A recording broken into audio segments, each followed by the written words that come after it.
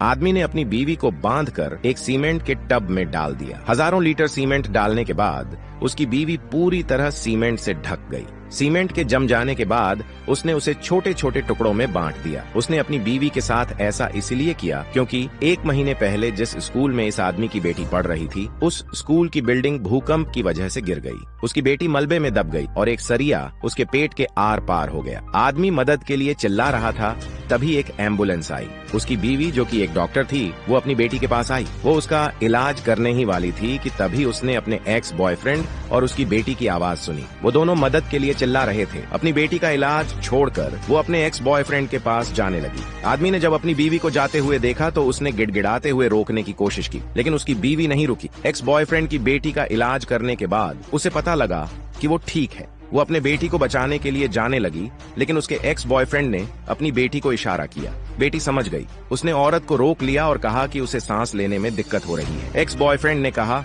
कि उसकी बेटी का इलाज करना बहुत जरूरी है, वरना वो मर जाएगी। दूसरी तरफ जब औरत अपनी बेटी का इलाज करने नहीं आई तो पति दूसरे डॉक्टरों से मदद मांगने गया, लेकिन किसी ने उसकी मदद नहीं की। तभी उसने अपनी बीवी और उसके एक्स बॉयफ्रेंड को एम्बुलेंस में देखा। हॉस्पिटल लेकर जा रहे हैं, उसकी हालत बहुत खराब है।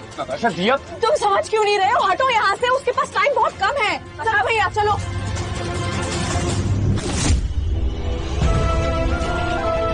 आदमी दौड़ते हुए अपनी बेटी के पास गया, लेकिन उसकी बेटी तब तक बेहोश हो चुकी थी। 3 से 4 घंटे के बाद आदमी जैसे तैसे अपनी बेटी को अस्पताल लेकर आया। डॉक्टर ने उसकी बेटी का इलाज शुरू किया।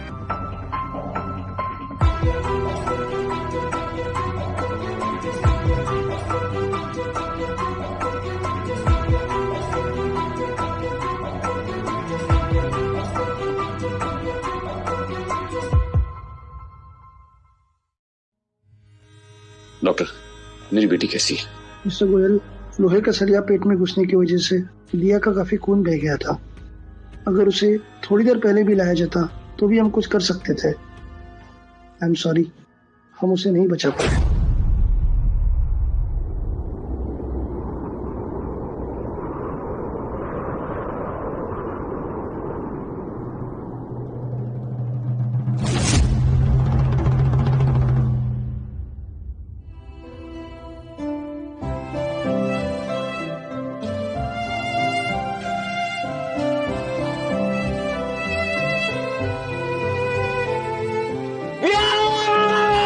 आदमी को विश्वास नहीं हुआ। उसे पता था ये सब उसकी बीवी की वजह से हुआ है। दूसरी तरफ उसकी बीवी अभी भी अपने एक्स बॉयफ्रेंड और उसकी बेटी के साथ थी। तीनों बहुत खुश थे क्योंकि उस औरत को नहीं पता था कि उसकी बेटी मर चुकी है। एक्स बॉयफ्रेंड ने उससे वीआईपी रूम में इलाज